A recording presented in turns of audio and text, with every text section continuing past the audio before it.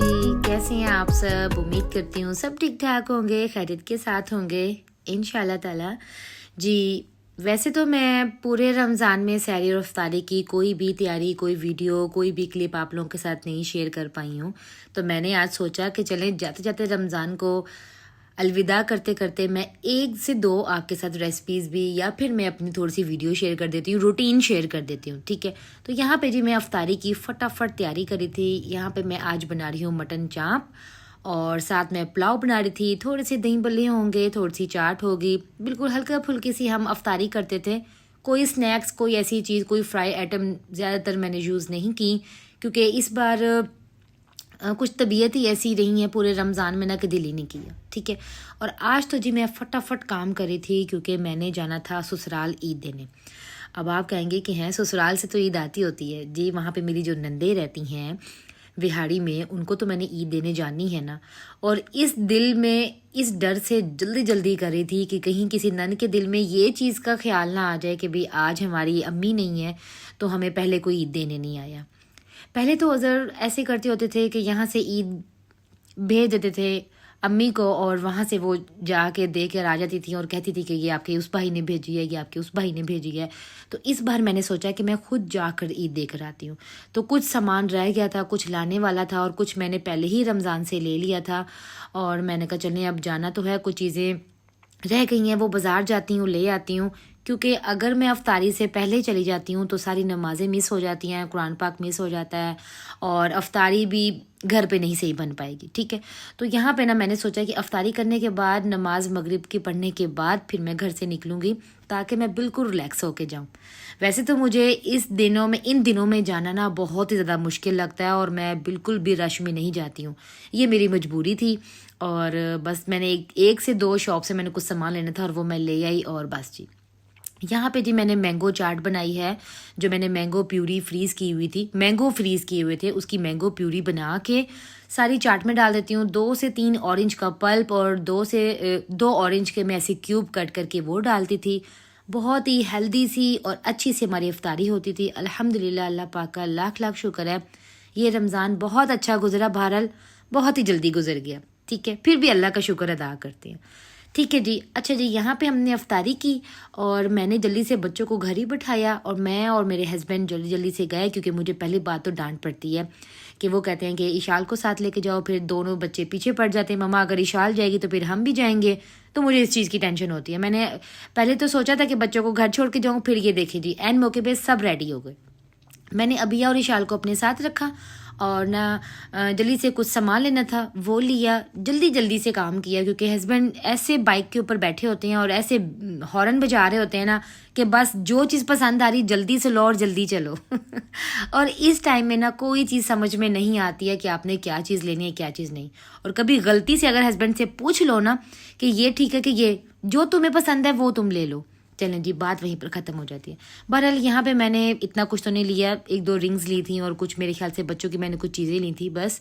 और जी मैंने जल्दी जल्दी से घर आने को की क्योंकि जी ये ईद से 2 दिन पहले का व्लॉग है और ना मेरा दिल था कि इस बार ना मैं जो ईद में मैंने आपको पता है कि मैंने अफ्तारी कोई भी अपने घर नहीं कोई ना करवाई है, ना मैं किसी के इतने गई हूँ। तो मेरा दिल था कि मैंने अफ्तारी भी कोई नहीं करवाई है तो मैं ना इस ईद पे सबको अपने घर पे इनवाइट करती हूँ। तो इस बार मैंने ससुराल नहीं जाना क्योंकि पहला दिन हमारा ससुराल गुजरता था और दूसरा दिन मेरी मम्मा के घर में गुजरता था। तो इस बार ना मेरा ससुराल जाने को बिल्कुल भी दिल नहीं है क्योंकि वो फिर अम्मा की याद आती है कि फिर वहाँ पे जाके दिल नहीं लगता। बस बड़ी एक अजीब सी तबीयत रही है इस रमज़ान में भी और ईद के पहले दिन भी। याद तो आती है ना, माँ तो माँ होती है, तो इसलिए कुछ समझ नहीं आ रही थी क्योंकि वो चीज़ को फिर हम वहाँ विहाड़ी जाते हैं क्योंकि जैसे हम गेट खोलते हैं सामने अम्मा बैठी होती थी और उन्होंने कहना हम तुम लोगों का हमने रूम रेडी करवाया हुआ है, बिस्तर न्यू, हर चीज़, टॉवल, साबुन, शैम्पू, हर चीज़ हमारे लिए एक अच्छे तरीके से वहाँ पे ऑर्गेनाइज़ करके रखवाती होती थी ना कि अनम ने आना है, अज़हर ने आना है, तो मेरे बच्चों को किसी चीज़ की कमी ना हो, मेरे बच्चों को कोई चीज़ मांगनी ना पड़े, इस तरह वो ख्याल करती थी। बाकी भी सब करते हैं, बहरहाल जो माँ करती है उसके लेवल का कोई नहीं होता, तो इसलिए फिर मेरा दिल नहीं था। मैंने कहा इस बार मैं अपने मुल्तान में अपने घर में ही सबको इनवाइट करती हूँ, ठीक है। ये है जी, 2 नंदी हैं मेरी, उनके हस्बैंड के कपड़े थे और उनके ड्रेसेस थे और उनके बच्चों के लिए हम पैसे भेजते हैं और एक मिठाई का डब्बा होता है और साथ जी ये था तो बर्फ़ थोड़ा थोड़ा, वो भी मैंने इनको भेज दिया, ठीक है। उसके बाद जी फटाफट आ जाती हूँ जी मैं अपनी ईद की तैयारी के लिए, ईद पे जो मैंने दावत करनी है। और इस ईद की दावत के लिए तो मैंने सबको बहुत ही ज़्यादा मुश्किल से मनाया, क्योंकि हम हर साल ईद पे मम्मा की तरफ ही जाते हैं सेकंड डे पे। तो मम्मा ने कहा कि नहीं, आपने भी मेरी तरफ ही आना है। तो मैंने कहा मम्मा, सारी ज़िंदगी आपने हमें अफ्तारियाँ सहरियाँ करवाई हैं, ईदों पे आपने हमारे लिए सुबह सवैयाँ बनाई हैं, कपड़े प्रेस करके रखना, हमें रेडी करना, हमें ईदी देना, क्योंकि मेरे बाबा यहाँ पाकिस्तान में नहीं होते थे, बाहर होते थे। तो हमने सारी जो जितनी भी ईदियाँ हमने अपनी ज़िंदगी की हैं वो अपनी माँ के साथ गुजारी हैं। तो इसलिए हमें इतनी ज़्यादा कमी महसूस होती है, हम कहते नहीं मम्मा ना अब हमारे घर आए। तो बहरहाल आपको पता है माँ माँ होती है, वो कहती नहीं बस बेटियाँ हैं बेटियाँ हैं। फिर मैं मम्मा से कहती हूँ कि बहुत सारे लोग होते हैं मम्मा जिनके बेटे नहीं होते, तो वो क्या करती हैं, वो क्या कहीं भी नहीं जाती होंगी? बेटियाँ बेटे सब एक जैसे हैं, सबके घर जाना चाहिए। तो फिर मेरे हस्बैंड चले गए और उनको ईद वाले दिन लेकर आए और बहुत मुश्किल से फोर्स करके बहरहाल वो आ गई, ठीक है। क्योंकि हम सब बहनों की शादियां हो गई हैं, एक भाई है, मम्मा है, फिर मैंने कहा हम वहाँ जाएंगे तो आप, इससे बेहतर है आप हमारी तरफ आ जाएं। तो इस ईद पे मैंने फुल ईद पे ना मम्मा को रेस्ट दी थी। मैंने कहा आपने कोई काम नहीं करना, आज हम ही आपके लिए सवैयाँ बनाएंगे, मीठा भी हम आपके लिए बनाएंगे, खाने भी हम आपके लिए बनाएंगे, आज आप बैठेंगे और इन्जॉय करेंगी। अल्हम्दुलिल्लाह। तो यहाँ पे ना मैंने मेन्यू में बहुत ही अच्छी अच्छी चीज़ें सोची हुई थी। यहाँ पे सबसे पहले तो जी मैं हलीम बना रही हूँ और ये जो इंस्टेंट हलीम है ये भी अच्छा ही बन जाता है, जो एक बाज़ार से या फिर जो मुहर्रम में जो आप लोग खाते हो या फिर जो बाज़ार से मिलता है वैसा टेस्ट इसका बिल्कुल भी नहीं होता और बहरहाल बन जाता है अच्छा। क्विक जो रेसिपी है, बट क्विक रेसिपी आपको पता ही है कि कैसी बनती है, ठीक है। तो यहाँ पे जी मैंने दालें भिगो दी थी और यहाँ पे मटन हमारा डन हो गया था। सॉरी ये बीफ है, बीफ की बनाई थी निहारी। तो ये है जी सुबह का व्लॉग, ठीक है। 2 से 3 दिन का ये व्लॉग आप लोगों के साथ ही शेयर करी, क्योंकि इसमें ना सारी ईद की तैयारी ही आती है, ठीक है। तो यहाँ पे जी दालें मैंने रात को भिगो दी थी, सुबह सहरी करने के बाद ना मैंने यहाँ पे कर ली थी, दालों को बॉयल कर लिया था, ठीक है। और अल्लाह का शुक्र है मैंने इन दिनों में इसलिए अफ्तारी रखी थी, सॉरी ईद की दावत इसलिए मैं ज़रा तैयार करने लगी थी क्योंकि मैं बिल्कुल रिलैक्स थी, बच्चों को लंच देती थी और थोड़ी सी रूटीन बन गई थी, बड़ा ही मज़ा आ रहा था, एक आदत बन गई थी, ठीक है। तो यहाँ पे जी मैंने दाल को बिल्कुल मैश करके साइड पे रख दिया। मैंने कहा सबसे पहले मैं वो काम कर लेती हूँ कि जो जैसे भी थोड़े से लेंथी हैं, जैसे भी मैंने अपना ये मटन था इसको मैंने हाफ डन करके रखना था और ये जो हलीम है इसको मैंने डन करके ही रखना था। मैंने कहा कि ये थोड़ा सा टाइम टेकिंग वाला काम है तो इसको मैं डन करके रखती हूँ। तो कुछ चीज़ें मैंने ऐसी बनाई, जैसे कोई स्पंज बनाना था और कोई चॉकलेट केक बनाना था, ये चीज़ें मैंने एक दिन पहले बना के रख दी और जो दूसरा दिन था उसमें मैंने सारी चीज़ें प्रिपेयर कर ली। और जी हमारी दावत बहुत ही इजी, रिलैक्स और मुझे बड़ा ही मज़ा आया इस दावत में ना, ठीक है। मैंने यहाँ पे मटन चूल्हे पे चढ़ा दिया था और यहाँ पे जी मैं इसका जो है ये जो बीफ है इसकी सारी बोटियाँ मैं निकाल लूँगी, इसको मैंने श्रेड करना है, श्रेड करने के बाद ही हम उसके अंदर डालेंगे। अच्छा जी, जब भी आप हलीम बनाते हैं ना तो आपने कोशिश करनी है जो इसकी ग्रेवी बनाते हैं, जो हम सालन बनाते हैं, उसके जो ऊपर तरी होती है, जो ऑयल होता है, वो आपने सेपरेट निकाल लेना है। और गोश्त आपका इतना ज़्यादा बिल्कुल टेंडर होना चाहिए, बिल्कुल ऐसे जैसे हाथ में करें तो बिल्कुल रेशे बन जाएं उसकी, ठीक है।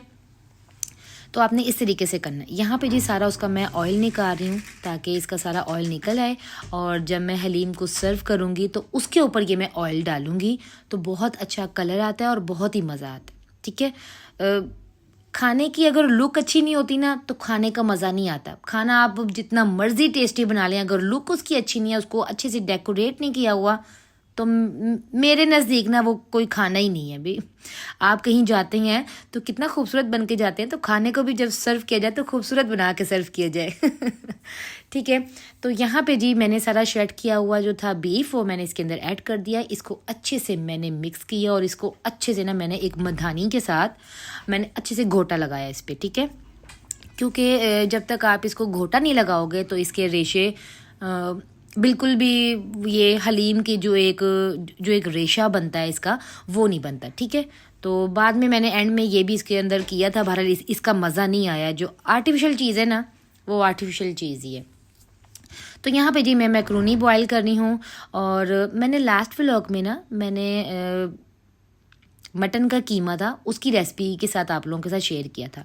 तो मैंने आपको बताया भी था कि आप किसी भी चीज़ के साथ इसको बना सकते हैं, चिकन के क्यूब्स के साथ या फिर चिकन के कीमे के साथ भी बना सकते हैं। तो अब बच्चों को इतना ज़्यादा अच्छा लगा वो, तो मेरे बच्चों ने कहा कि मामा नहीं, आपने ना ईद पे ये वाली डिश भी लाजमी रखनी है। और मेरे बहन भाइयों का ज़्यादा फोर्स था कि ना तुमने चीज़ पास्ता तो तुमने लाजमी रखना है। तो इसलिए फिर मैं इसको करी थी। मैंने यहाँ पे हाफ़ केजी ले लिया है चिकन। इसको बिल्कुल छोटे से क्यूब्स में इसको मैंने कट कर लिया है। और कट करने के बाद जी देखिए जी इसके अंदर मैं बहुत ही कम स्पाइसेस जाती हैं। बहरहाल इसका टेस्ट बहुत ही ज़बरदस्त और अच्छा आता है। ठीक है, तो यहाँ पे जी मैंने कर लिए हैं टमाटर को कट, क्योंकि जो मेरा है मटन वो हाफ़ डन होने वाला है। तो मैंने कहा उसके ऊपर मैं ये कट करके अच्छे से वॉश करके कट करके उसके ऊपर रख देती हूँ। तब तक जी मैं अपने सारे काम ना भी करती रहती हूँ।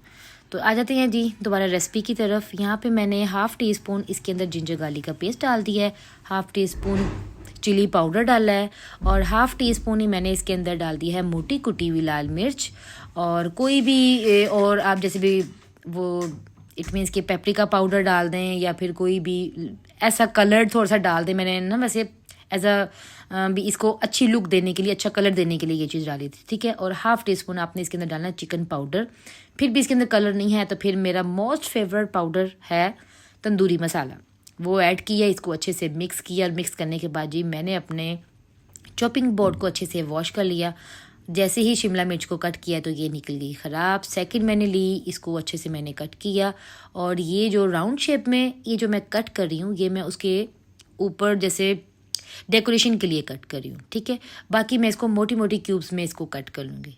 ठीक है जी, यहाँ पे मैं एक फ्राई पैन के अंदर ले रही हूँ ऑयल। उसके अंदर कुछ भी नहीं डाला, जैसे जिंजर गार्लिक का पेस्ट, कुछ भी नहीं। डायरेक्ट आपने चिकन जो मैरिनेट किया हुआ था वो मैंने डाला। उसको फटाफट ये 5 मिनट में फुल डन हो जाता है। ठीक है, 5 मिनट। इसको जितना ज़्यादा पकाएंगे उतना ज़्यादा ये ड्राई होता रहेगा, जूसी बिल्कुल ख़त्म हो जाएगा। ठीक है, वो हमारा डन हो गया। डन होने के बाद जी हम आ जाते हैं अपने चॉकलेट मोइस केक की तरफ, जो कि मैंने एक बहुत ही ज़बरदस्त इसके साथ एक रेसिपी बनानी है।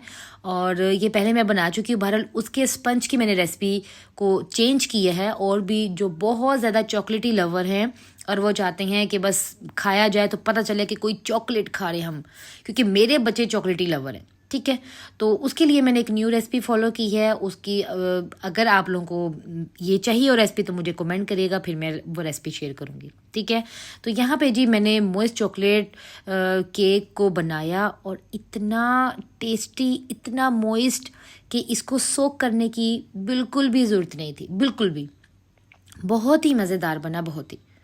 अल्लाह पाक का इतना लाख लाख शुक्र अल्हम्दुलिल्लाह कि मैं आजकल जितनी भी रेसिपीज़ बना रही थी रमज़ान में या रमज़ान से पहले, इस तरह जैसे भी हमने कोई भी चीज़ चेक नहीं करनी होती है, टेस्ट नहीं करनी होती है, तो इतनी परफेक्ट रेसिपीज़ आपकी बनती हैं कि मैं कहती हूँ कि अल्लाह ताला रमज़ान में हर चीज़ में आपका साथ दे रहे होते हैं।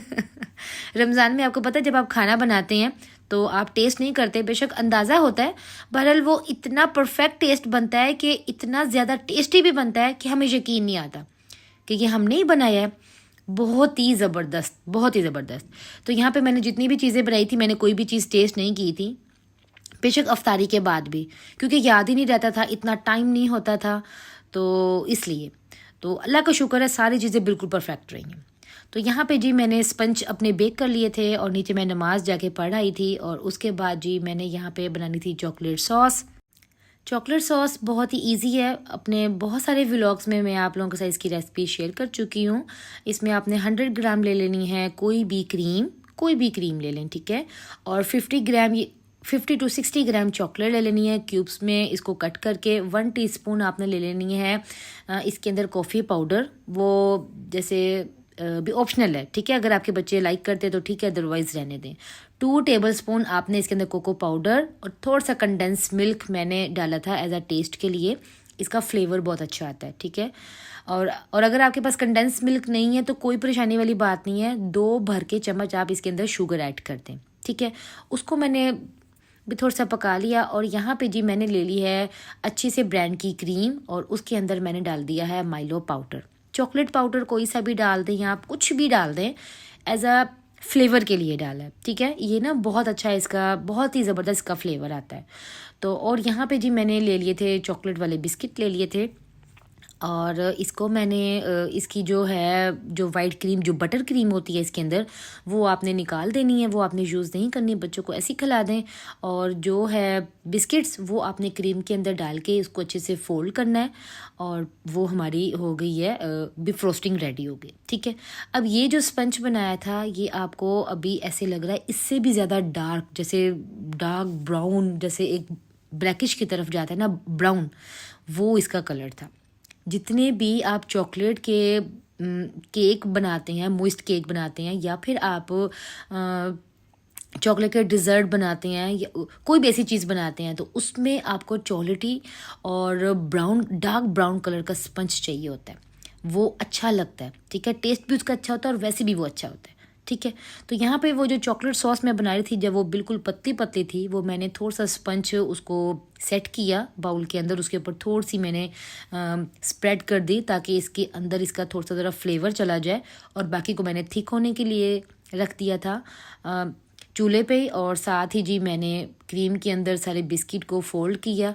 क्रीम कभी भी आपने हार्ड विप नहीं करनी है, वरना उसका फ्लेवर नहीं आएगा। क्रीम आपकी हमेशा ठंडी होनी चाहिए, चॉकलेट आपकी गर्म होनी चाहिए जब आप उसके ऊपर पोर करोगे क्रीम के ऊपर, ठीक है।